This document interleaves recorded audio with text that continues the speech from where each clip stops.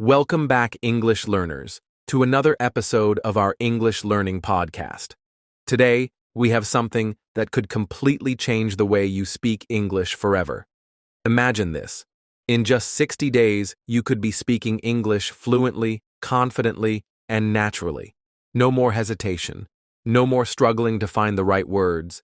Just smooth, confident conversations. Sounds impossible? Well, stick with us, because in the next 40 minutes, we're going to give you a clear, step-by-step roadmap to fluency in just 2 months. That's right. And by the end of this podcast, you'll know exactly what to do every single day to transform your English. So grab a notebook. You're going to want to take notes. Let's get real for a second. Why are you here? Why do you want to speak English fluently? And I don't mean the surface-level stuff like, because I want to sound smart, or because my job requires it. I'm talking about the deep reason, the thing that's going to push you to keep going when you're tired, frustrated, and wondering if you'll ever get it right. Without a clear reason, you're going to lose steam when things get tough. And trust me, it will get tough.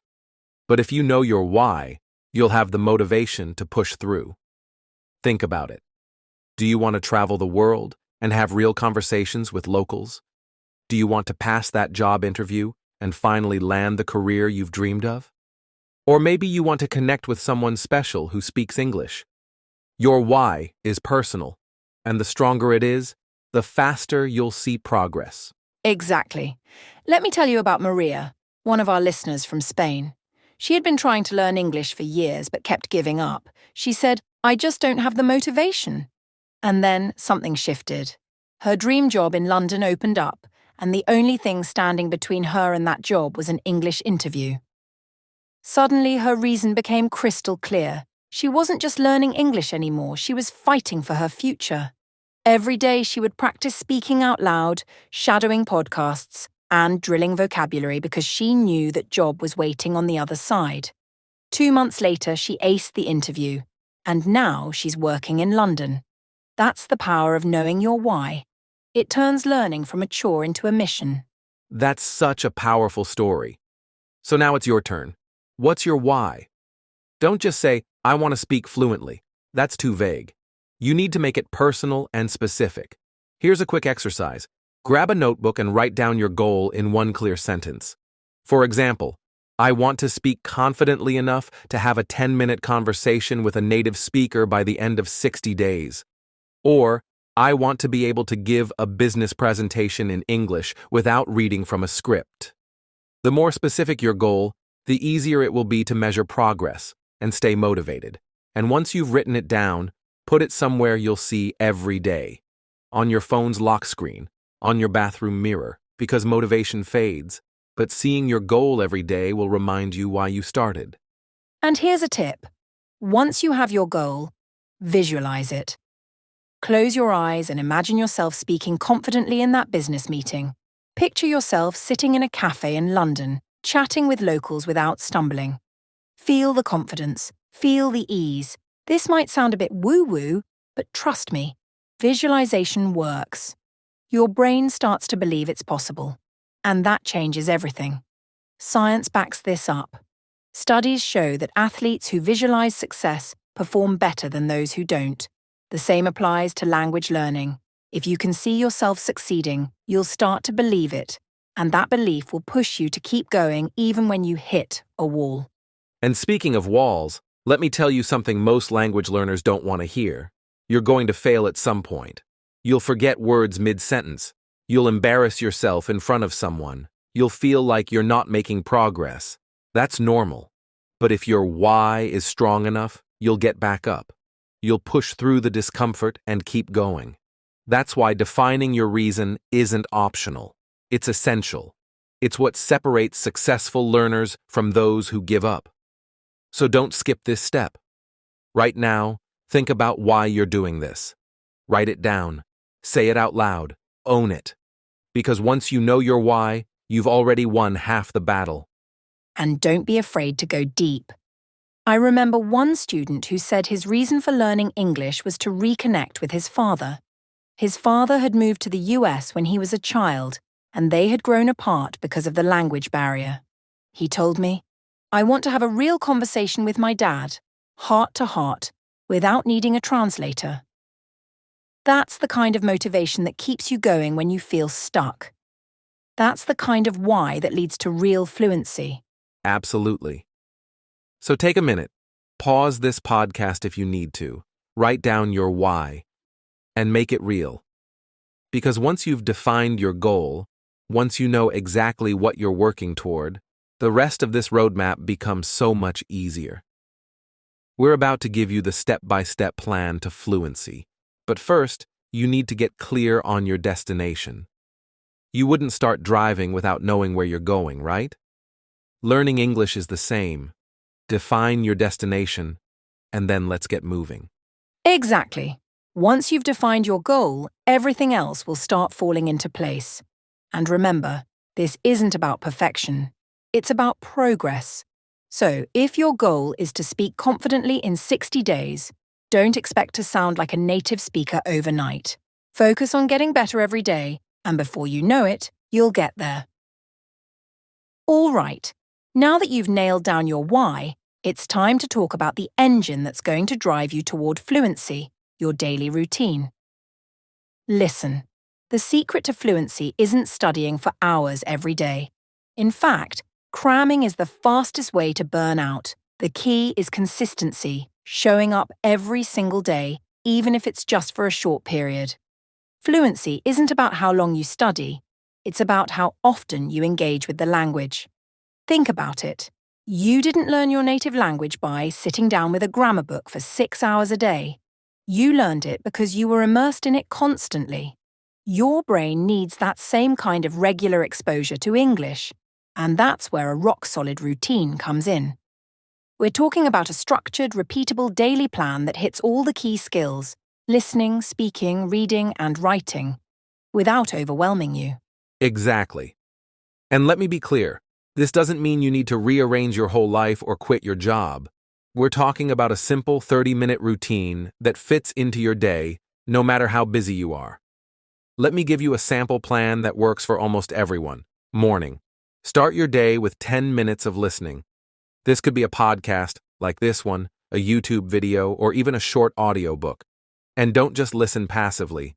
Really focus on the words and phrases being used. If you hear something interesting, pause and repeat it out loud. Afternoon. Do 10 minutes of speaking practice. You can talk to yourself in the mirror, record your voice, or use a language exchange app. Try this. Describe your day so far in English. I had coffee this morning, then I went for a walk. The key is to activate your speaking muscles. Even if you make mistakes, that's fine. You're training your brain to think in English. Evening. Finish your day with 10 minutes of reading. It could be an article, a book, or even social media posts. The goal is to expose yourself to natural sentence structures and vocabulary. If you see a word you don't know, don't stop and translate. Try to figure it out from context. And here's the thing, you cannot skip days. Fluency comes from daily contact with the language. You don't need to be perfect, you just need to be consistent. And let me stop you right there because I know what you're thinking. But what if I'm too busy one day? That's exactly why we're keeping it short. You can always find 30 minutes. And if you can't, then aim for 15. Even 5 minutes is better than nothing. The brain needs constant exposure to build language patterns, so skipping a day creates a gap in that process. It's like working out. You don't get stronger by hitting the gym once a week for 3 hours. You get stronger by working out for 20 minutes every day. English is the same. Small, consistent effort will give you faster results than intense, irregular practice. That's a perfect comparison. And let's talk about weekends, because this is where most people lose momentum. You don't get days off when you're trying to reach fluency in 60 days. But here's the good news. You don't need to follow the same intense routine on weekends. Keep it light. Maybe just 5 minutes of listening or speaking. Watch a TV show in English, or listen to a song and try to figure out the lyrics. The goal is to keep your brain connected to English every single day. And don't overthink it. If you miss a session or two, don't panic.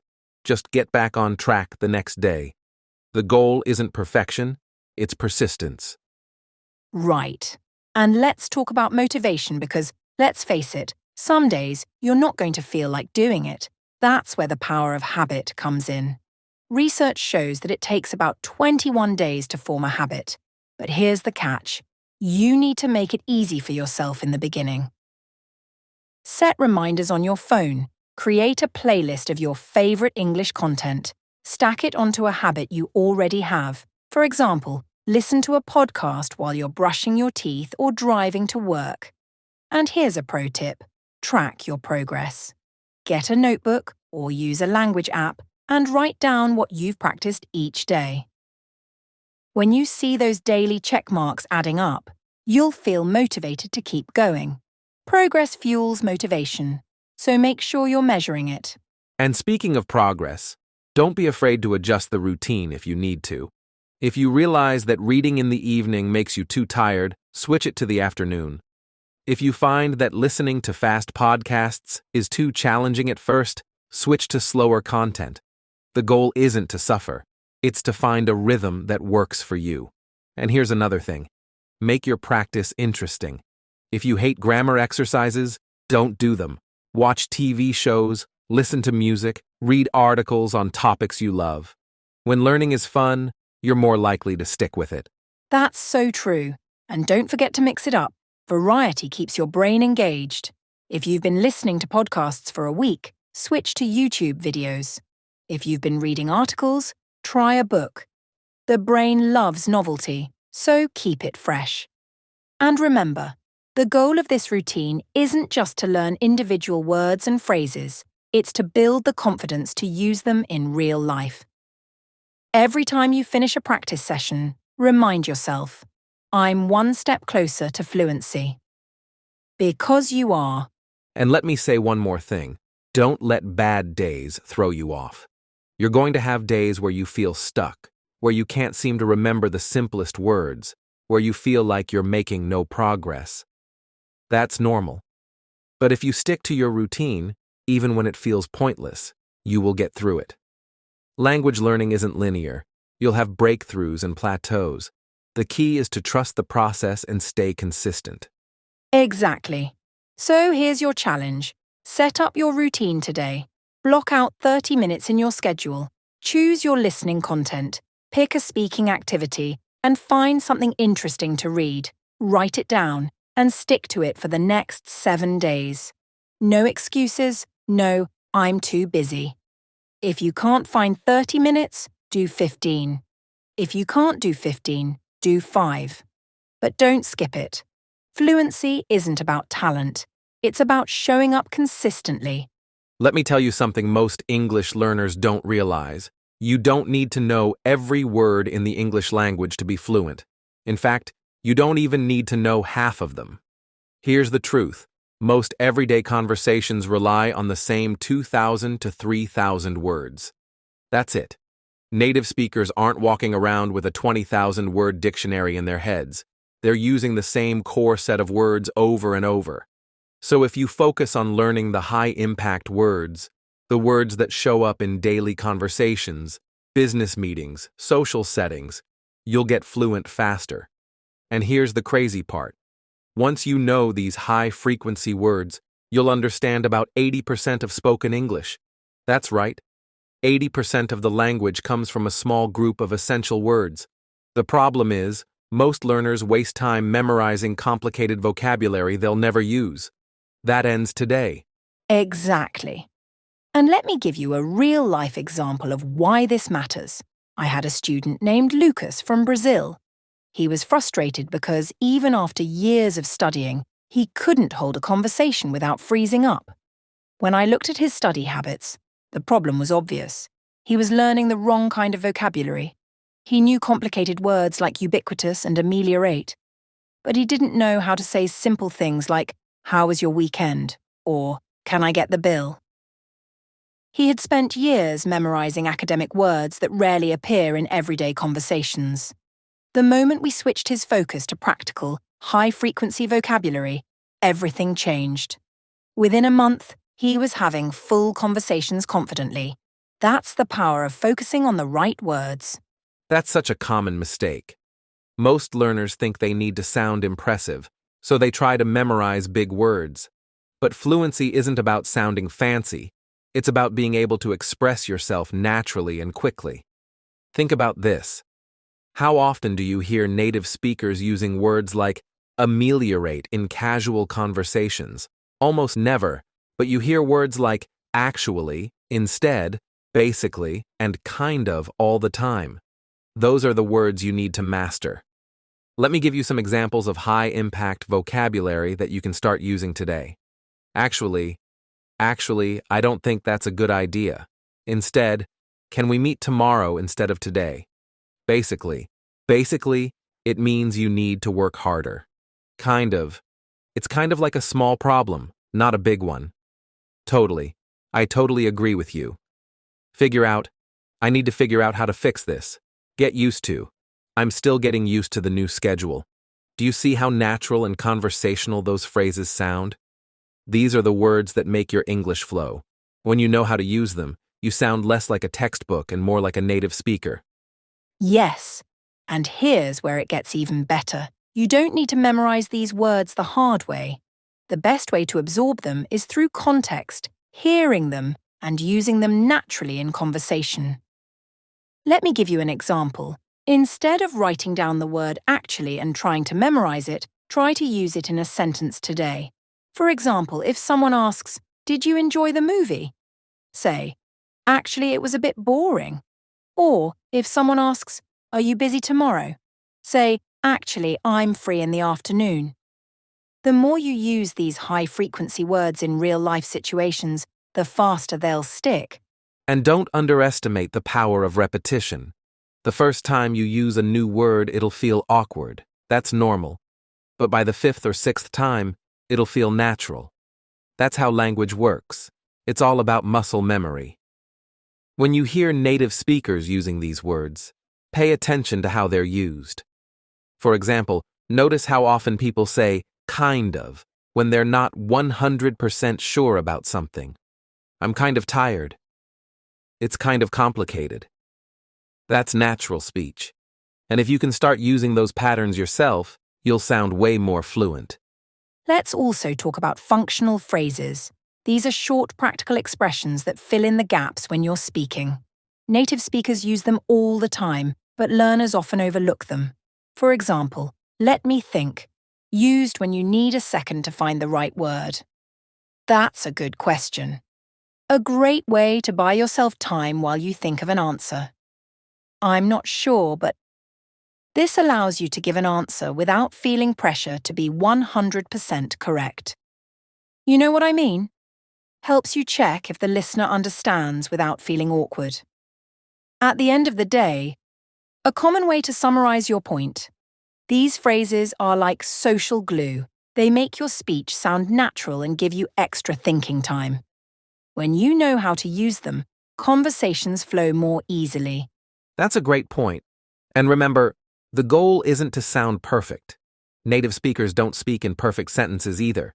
They say, like, and you know all the time. So don't pressure yourself to speak perfectly. Focus on speaking naturally. And here's a trick that works for almost everyone. When you learn a new word, try to use it in at least 3 different sentences the same day. For example, if you learn the word instead, try saying, "Can we go for coffee instead of lunch?" Instead of watching TV, let's go for a walk. I think I'll take the bus instead of the train. This technique forces your brain to activate the word and lock it into your memory. And the more you use it, the more automatic it becomes. And don't forget, you can't just know the word. You need to be able to use it naturally in conversation. That's why practicing with real-life scenarios is so important. If you're learning the phrase "get used to," don't just memorize the definition. Actually try using it in a real conversation. For example, I'm getting used to waking up early. It took me a while to get used to the accent. You'll get used to it after a while. The more you say it, the more fluent you'll become. Let's get real about something that holds back a lot of learners: pronunciation. You could know all the right words, understand grammar perfectly, and have a massive vocabulary. But if your pronunciation is off, people will struggle to understand you. And let's be honest, that's frustrating. You say something, and the other person gives you that confused look or asks you to repeat yourself. That kills your confidence, right? But here's the good news. Pronunciation is a skill, not a talent. It's not about having a good ear or some magical ability. It's about training your mouth and your brain to produce the right sounds. And guess what? There's a clear, step-by-step process to mastering English pronunciation. It's not about sounding like a native speaker. It's about being clear and understandable. Exactly. A lot of learners think they need to have an American or British accent to sound fluent, but that's not true at all. You don't need to erase your natural accent. You just need to make sure your pronunciation is clear enough for people to understand you without effort. Let me give you an example. I worked with a student from Japan who had excellent grammar and vocabulary, but his pronunciation was holding him back. He would say things like lice instead of rice, because the Japanese language doesn't have the R sound. So when he went to a restaurant and said, "I'd like some lice," it caused confusion and embarrassment. But once we practiced the R sound, slowing it down and breaking it down into small steps, he fixed it in just a few weeks. The key is to isolate the problem sounds and attack them one by one. That's exactly the strategy. And let me tell you something important. English pronunciation is tricky because it's not consistent. The same letter combination can be pronounced differently depending on the word. For example, "off" is pronounced differently in though, through, thought, and tough. That's why you can't just memorize spelling patterns. You need to train your ear and your mouth through practice. Let's start with the sounds that most learners struggle with. TH sound. Think and that. Most learners pronounce this as a T or a D. You need to place your tongue between your teeth and blow air out. The ink. The at. L versus R. Light versus right. The L sound is made with the tongue touching the roof of your mouth. The R sound comes from curling your tongue back. Try saying light, right, slowly until you feel the difference. Short I versus long E. Ship versus sheep. The I sound in ship is short and relaxed. The E sound in sheep is longer and more tense. Try saying ship, sheep, sheep. V versus W, very versus wary. The V sound is made by putting your top teeth on your bottom lip and vibrating. The W sound is made by rounding your lips like you're about to whistle.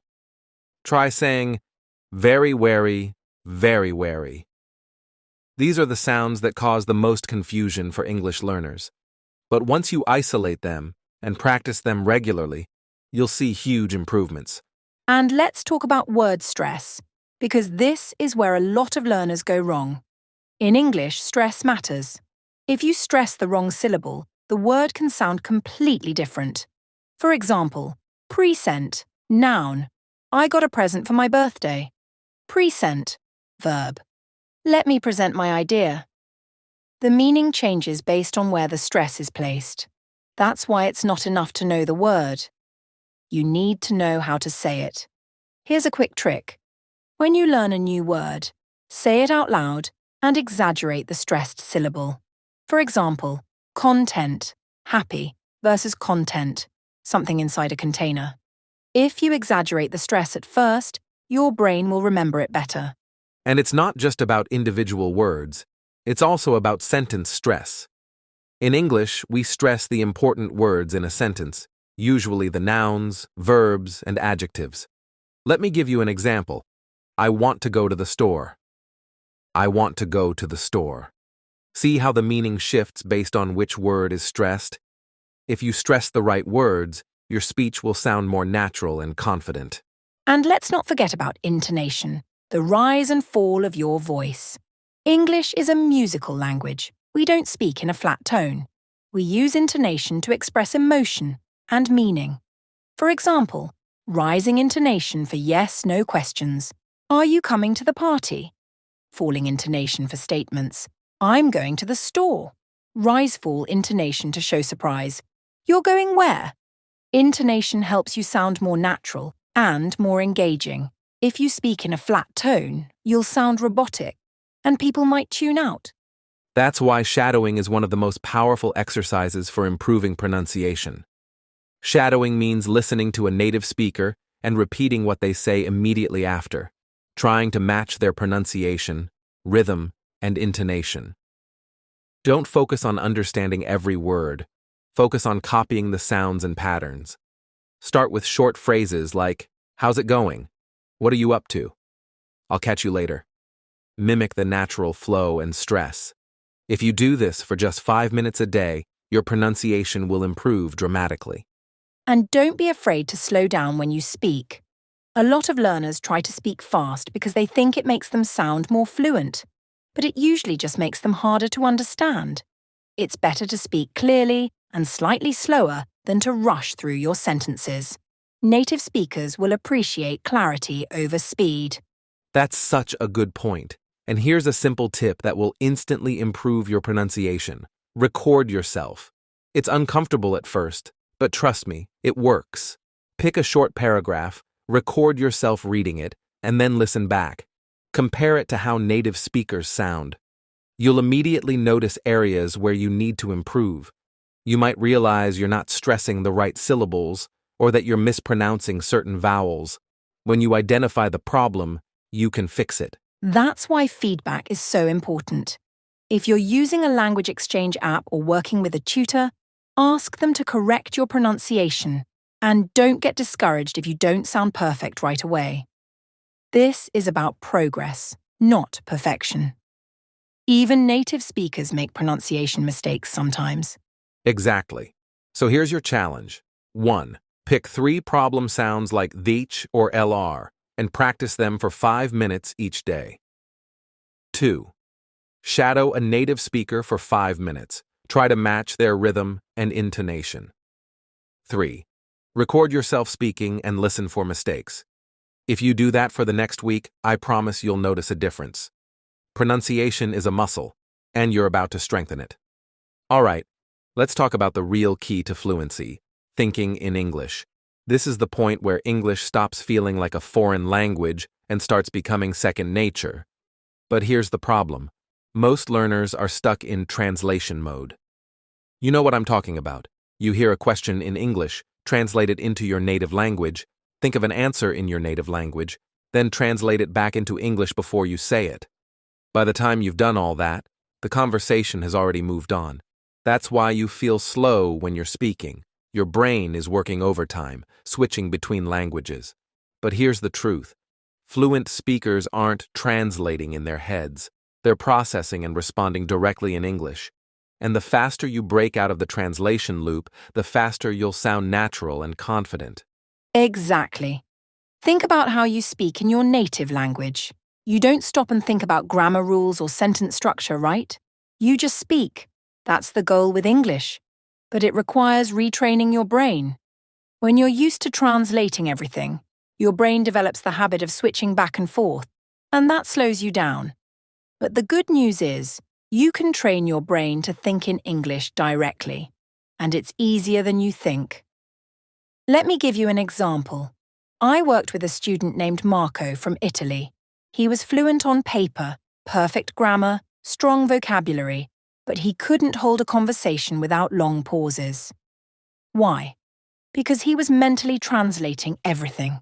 We changed one thing. I told him to stop translating and start describing his surroundings in English every day. Simple stuff like, the weather is nice today. I'm walking to work. I'm having lunch with a friend. Within a few weeks, his brain started processing English directly, and his speaking speed doubled. That's exactly the strategy. You need to immerse your mind in English outside of formal practice. Let me give you some powerful techniques to make this happen.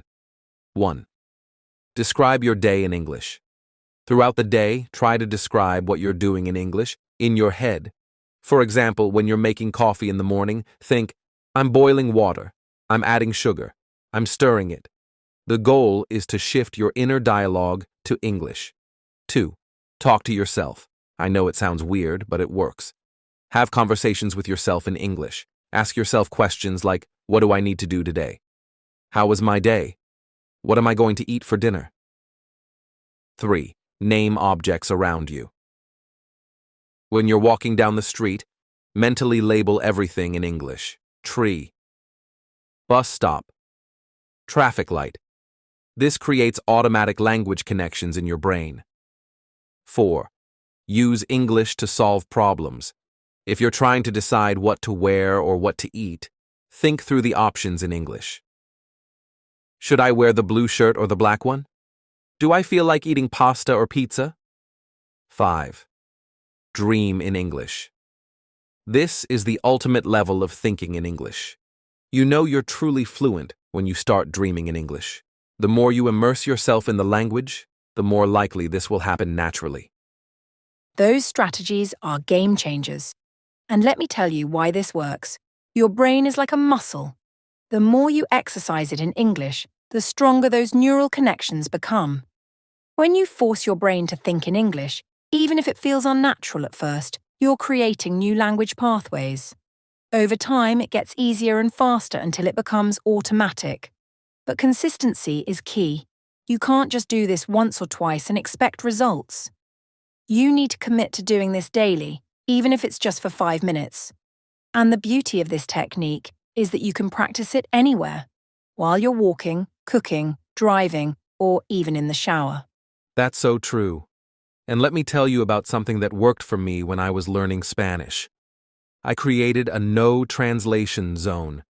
Basically, I told myself that for 1 hour a day, I wasn't allowed to think or speak in my native language, only Spanish.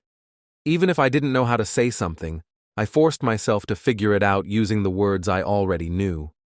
If I couldn't think of the exact word, I'd describe it in Spanish. For example, if I didn't know the word for umbrella, I'd say, the thing you use when it rains. That forced my brain to work creatively in the language, and that's what pushed me over the edge to fluency. You can do the same thing in English.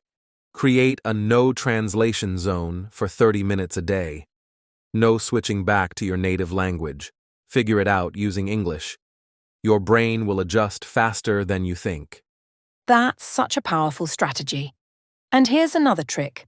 Think in phrases, not individual words. Most learners try to build sentences word by word, and that slows them down. Native speakers think in chunks, full phrases that naturally go together. For example, how's it going? I'm not sure about that. It's kind of tricky. Let me think about it.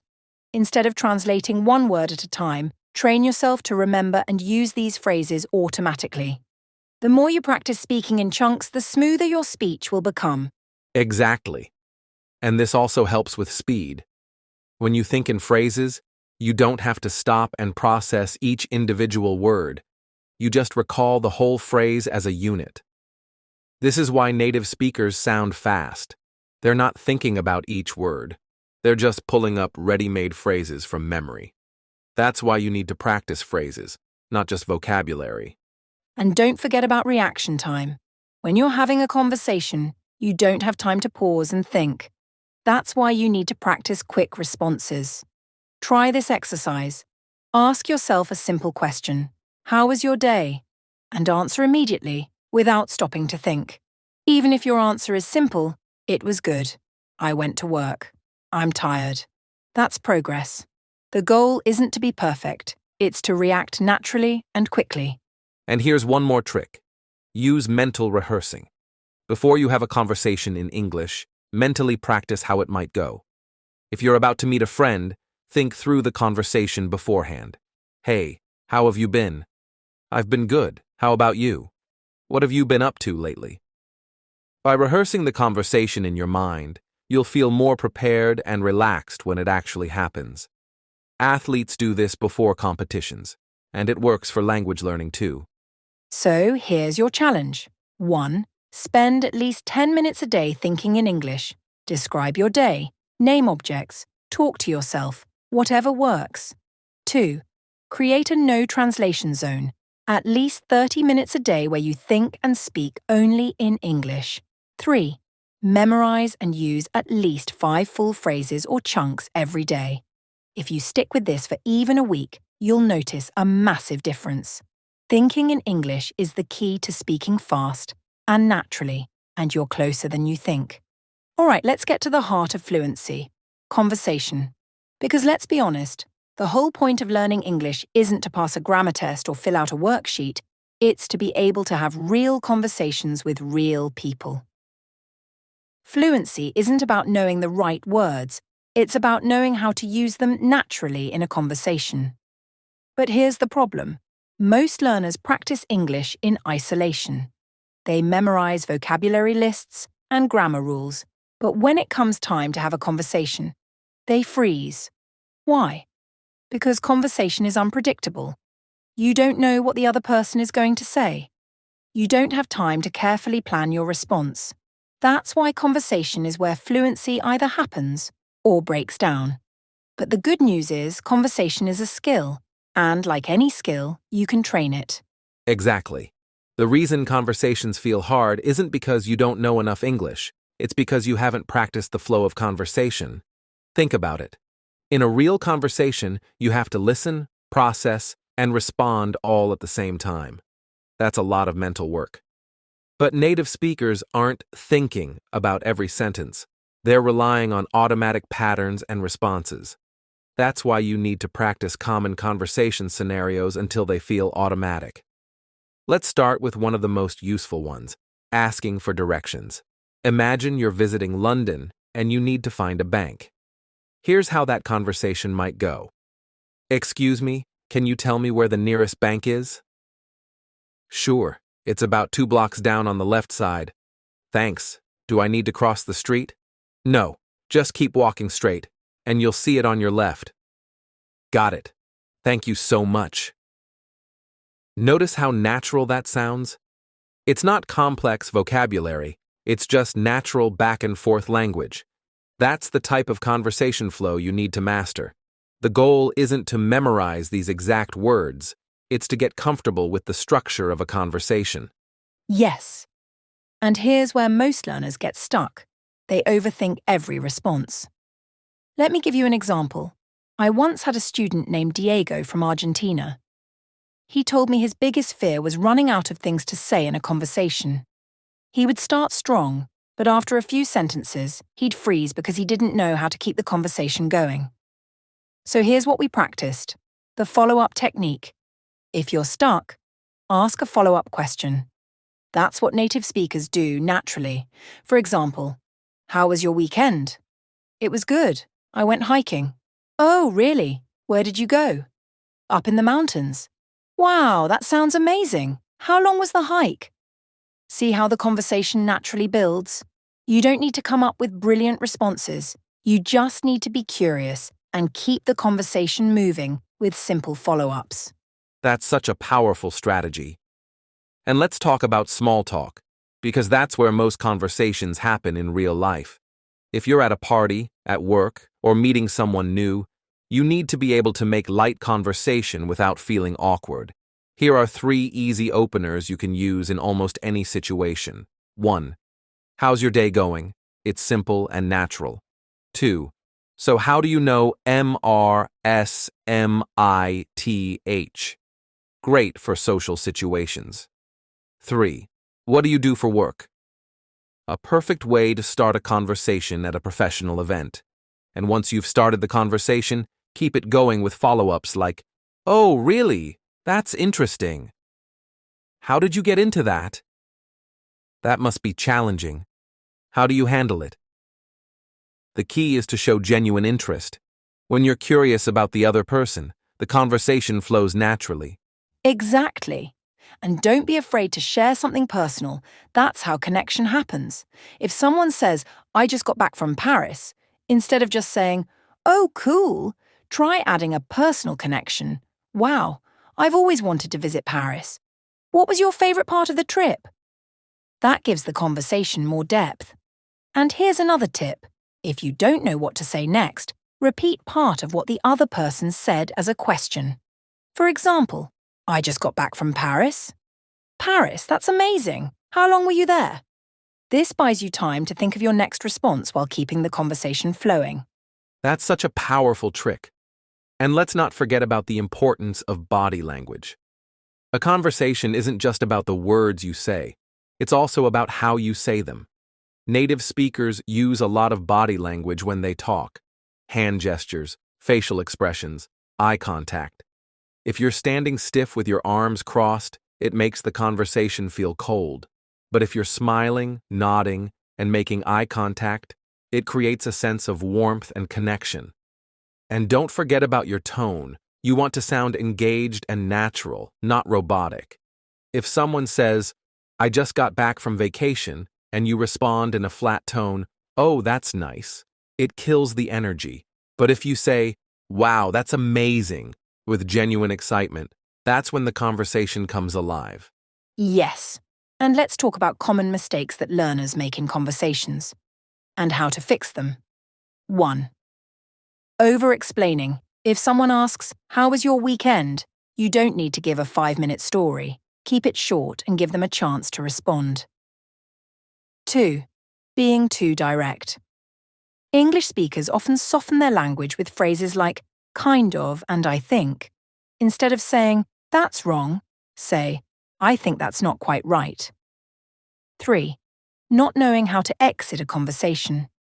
If you need to leave a conversation, don't just walk away. Say, "It was really nice talking to you. Let's catch up again soon." And here's a big one. Don't be afraid to make mistakes. Most learners hesitate in conversation because they're scared of saying the wrong thing. But guess what? Native speakers make mistakes all the time. The goal isn't to be perfect. It's to keep the conversation flowing. Exactly. And here's the secret. The more conversations you have, the better you'll get. That's why you need to create opportunities to practice. Join a language exchange, start conversations with strangers, ask questions even when you don't need to. Just put yourself out there. Fluency comes from practice, not from theory. And remember, confidence isn't about knowing every word. It's about knowing how to keep the conversation going even when you don't know the right word. If you get stuck, use simple fillers like, "Let me think about that." That's a good question. "I'm not sure, but maybe." These give you time to think and keep the conversation moving. Wow, you've made it. You've just completed the 60-day roadmap to English fluency, and that's huge. You've learned how to set goals, build a routine, master vocabulary, sharpen your pronunciation, think in English, and handle conversations with confidence. But most importantly, you've broken through the fear of speaking. That's the real win. Exactly. But remember, this isn't the end. It's just the beginning. Fluency is a lifestyle. Keep listening, keep speaking, and keep challenging yourself every day. You don't need to be perfect. You just need to communicate, and you've already proven you can do that. So be proud of yourself. You're not learning English anymore. You are an English speaker. Keep showing up, keep practicing, and keep pushing yourself, because fluency is yours now. Thank you for joining us, and remember, you've got this. See you next time.